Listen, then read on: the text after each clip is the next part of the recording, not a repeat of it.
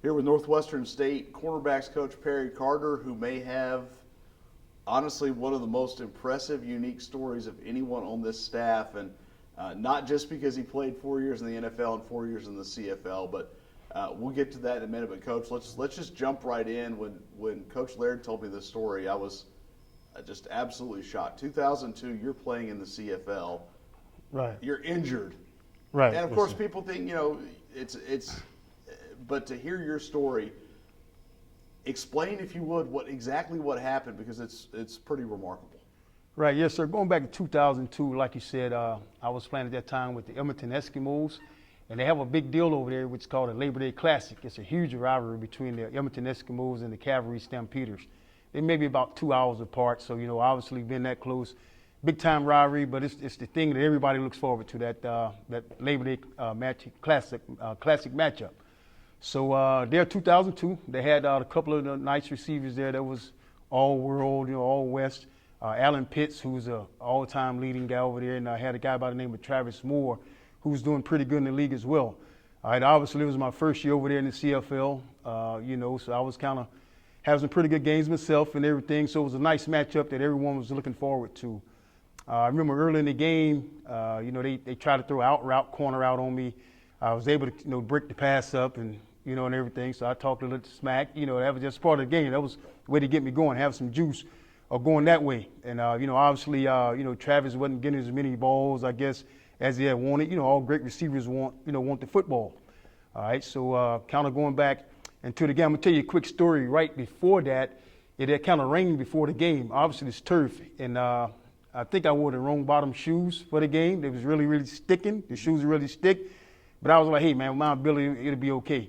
So anyway, go back to the story with Travis and I. It was coming down it was a passing situation.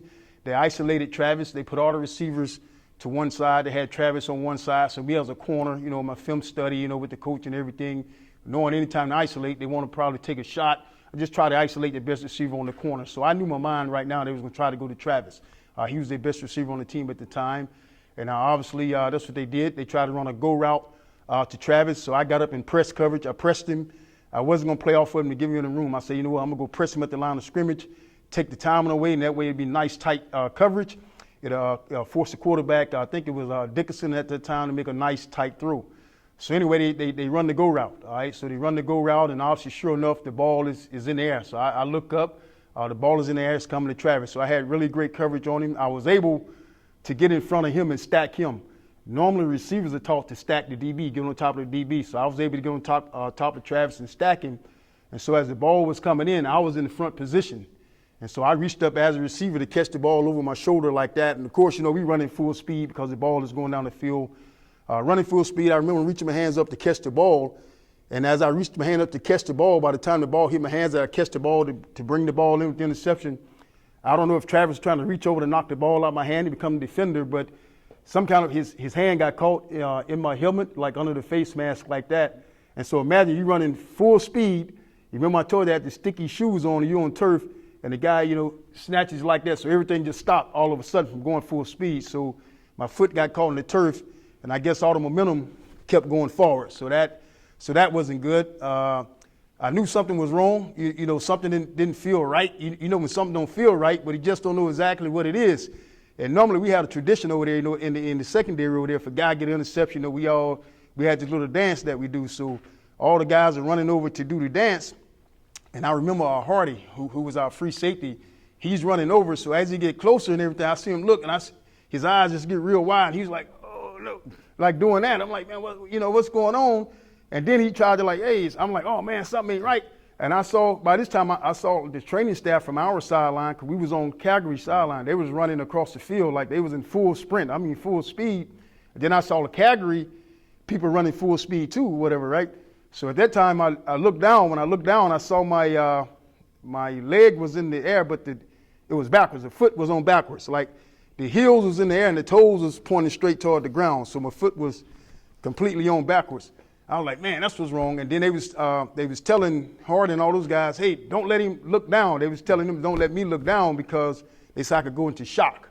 So by this time, they all get over there. They put this towel in front of me so I can't look down. They're getting all the players back So you got both teams personnel over there working on me, trying to do it. So obviously what they was trying to do was get my foot back in the correct position. And so at that time, when they started doing that, that's when the pain started hitting me. I mean, it was excruciating pain. It was like a pain that I never had before. And a guy playing football basically, all my life, even Sandlot, but from organized football from 7th grade on all the way to the pros, and I done dealt with a lot of pain. I done had everything broken in my body from ankle to shoulder, literally, ribs, everything between. I mean, so I know what pain felt like, but that was one of the worst excruciating pains that I ever felt at that time. At first, I knew something wasn't right, but it really wasn't hurting. Maybe it was adrenaline. I was happy I got the interception, but this time I felt the pain when he was trying to put the foot back in the correct position. So at that time, I'm like, man, I don't know if I'm ready to come back and play this game. Only thing I'm thinking about is playing. So they called to bring the Gator cart over. I remember them putting me on the Gator cart. One of our trainers over there got on with me, and he was trying to hold my foot, but the foot was keep going back, so he was trying to hold it in position. And so that made constant pain. Right. Then, you going over the little hills and all that and everything. And then so they drove me to the end zone where the ambulance was. So I remember they put me in the ambulance and everything. And then so they put me there, and they was trying to turn the foot back again. I mean, it was certain. It just wouldn't stay. Every time you do it, the foot would just go back, and it wouldn't stay. So after about a minute or so of that, and then it really hit me. This thing's pretty serious. When I heard the doctor, one of the doctors in there, he called a hospital they was going to take me to. The hospital maybe 2 minutes away. It wasn't far. When he called a local hospital, he said, well, hey, I'm calling here for amputation, of the right foot. There's the artery. The artery's been pissed off. There's no blood circulation, so we're gonna have to amputate immediately so it won't poison the body, anything like that. And right before he made that call, they were thumping the tip of my toes to see if I had any feeling. And of course, I couldn't feel anything.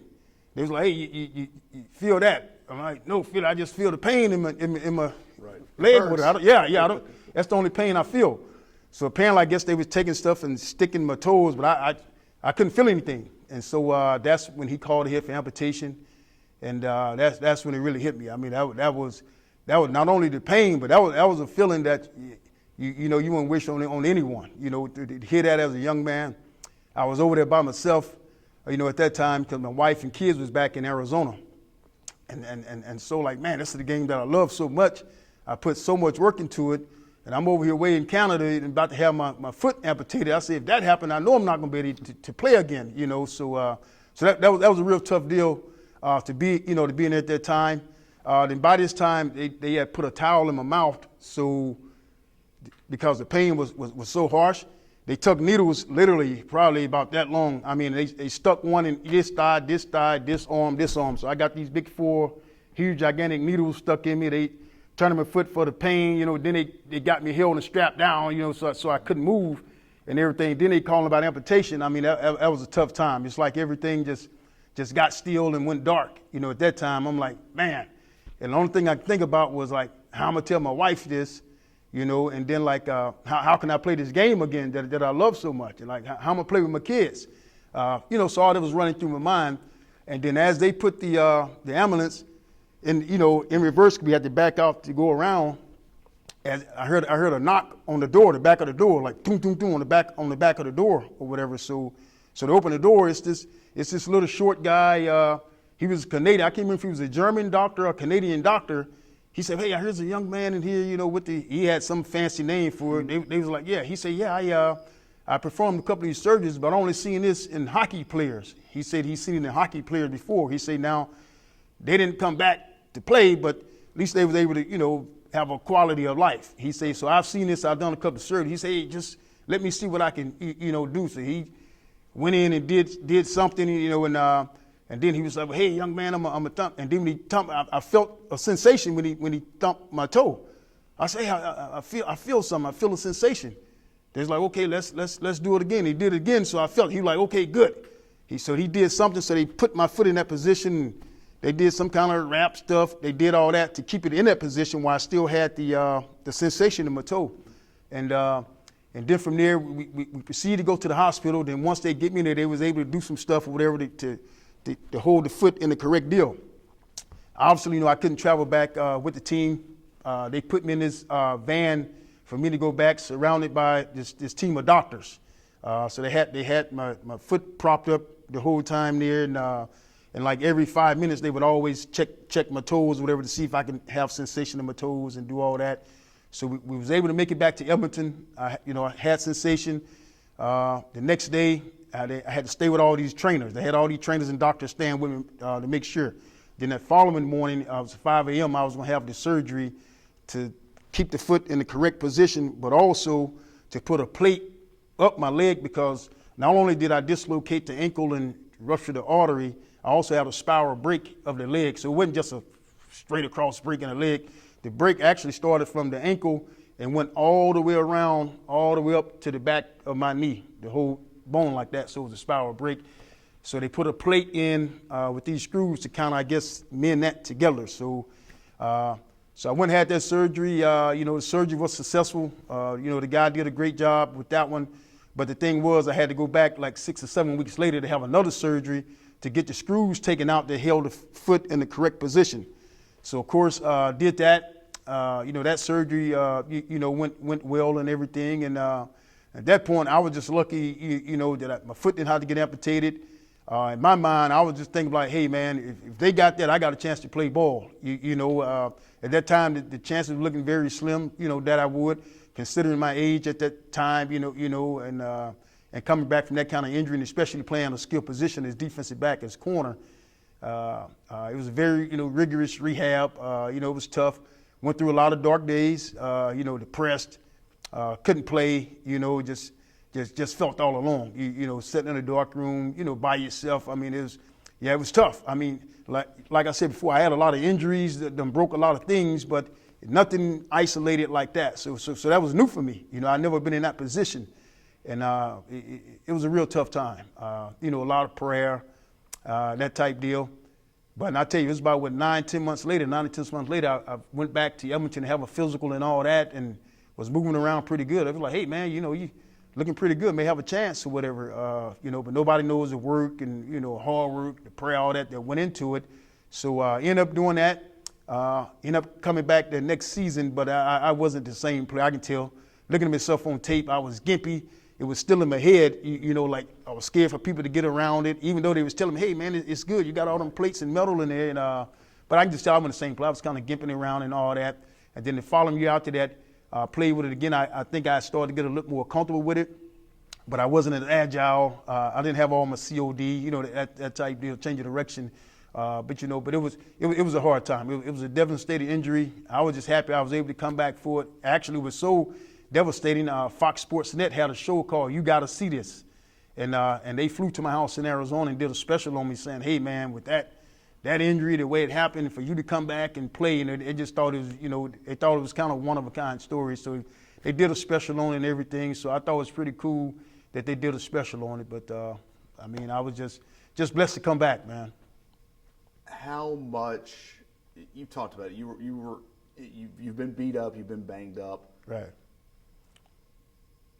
Where did something like that, since you've come back from broken ribs and right. Look, you played against Brett Favre in practice right. at Southern Miss. You probably got fingers that don't work because right. of Brett. Right. But you've come back through this, through shoulder injuries, through rib injuries, the litany of injuries you had.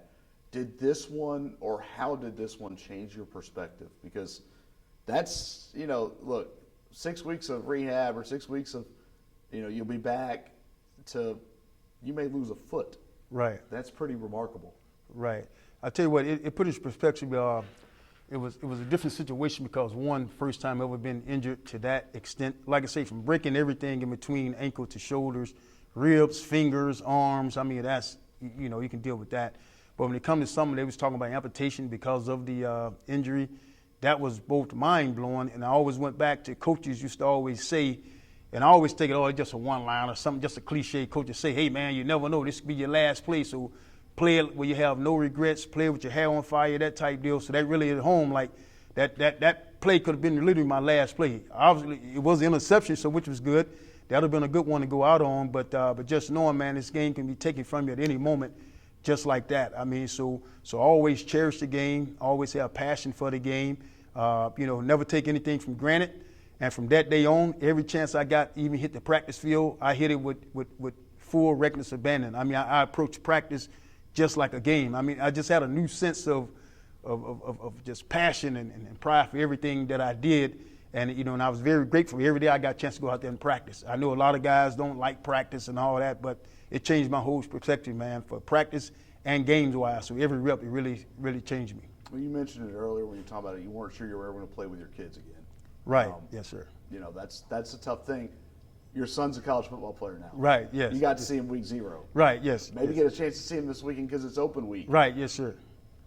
How special is that part of it that you got to he got to have a normal childhood with Dad? Now, Dad's got plates in his ankle, Yeah. but Dad got to run around. Dad got to throw him the ball. Dad Right. got to, he's a wide receiver. Right. Yes. Dad can give him the little X's and O's and tricks. Right. How special is that? I tell you what, it's priceless. It's something that's priceless. I mean, man, it's not enough money in the world you can pay to have that moment, especially coming from, I was blessed to play the game at the highest level, say NFL, CFL. So I didn't get a chance to spend a lot of time with them because I was always training, preparing, and playing. Then after that, I transitioned into coaching. So it was a lot of times where, I didn't see my kids until on a Friday. And we lived in the same house because when I left in the morning, it was dark and daylight. When I got home, it was daylight. They was already asleep. But to get a chance to spend that time with him, even that show I told you, you got to see this. He was on the show and he was just a little baby and I was holding him then. But now just to see that now and spend time with him, even like now during all season, he come home, he and I train. I take him out on the field and train, do receivers drill, do DB drills with him and everything. I mean, it's a dream come true as far as the time and that bond that he and I has built.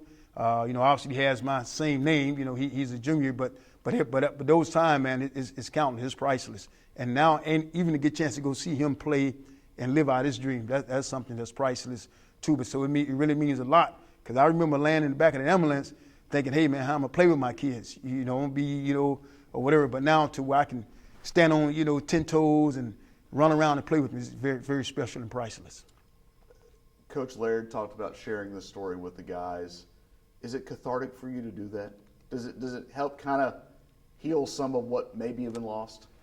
Yes, it does. I was very glad when Coach Laird asked me to speak. Because a lot of people don't know this story or know this situation. They just see me running around. People always look at the end result. Oh man, you played in the NFL, you coached in the NFL, you're coaching here at Northwestern State. People don't look at the journey that it take to get there and everything that I've been through.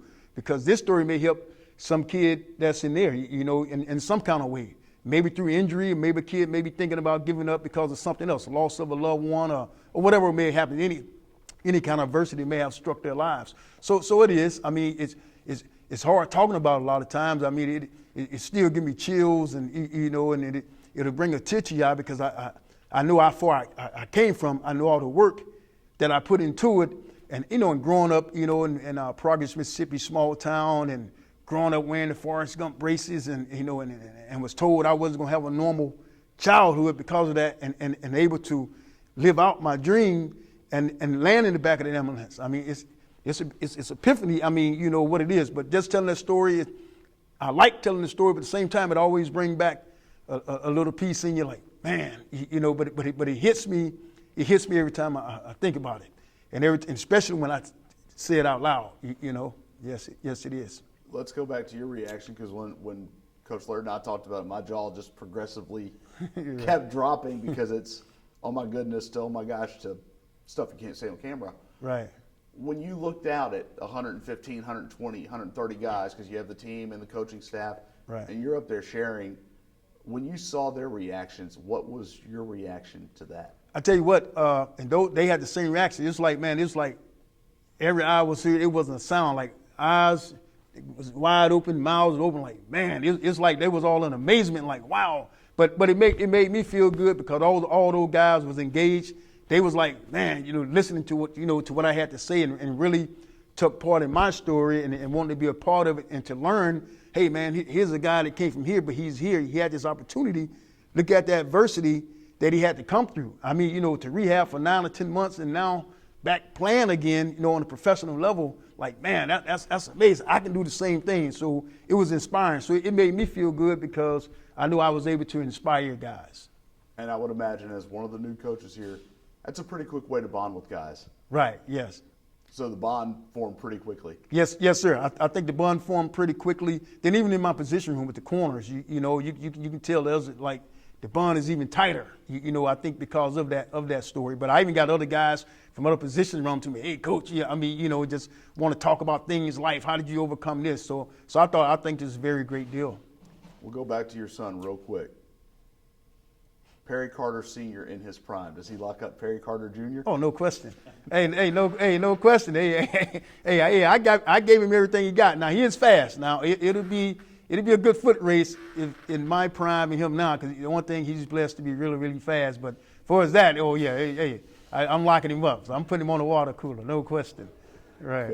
Coach, appreciate your time. Thanks for sharing your story. Yes, sir. Appreciate you guys.